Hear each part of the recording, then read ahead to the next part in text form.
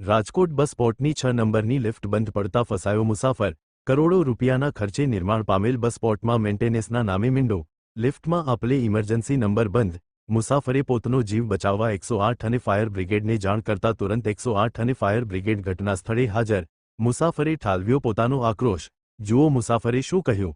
અહેવાલ સંજય પોપટ।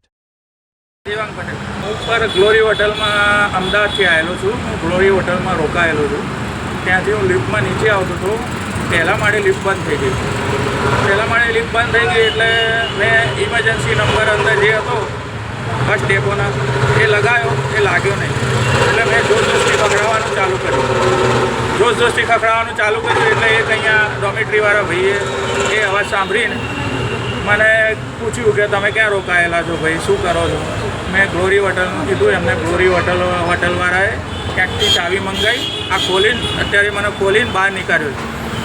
અને એ પહેલાં મેં ફાયરમાં ફોન કર્યો હતો। ફાયરવાળા બી આવ્યા। ફાયરવાળા મારી સહી લઈને ગયા છે, બરાબર। અને 108 બી આવી।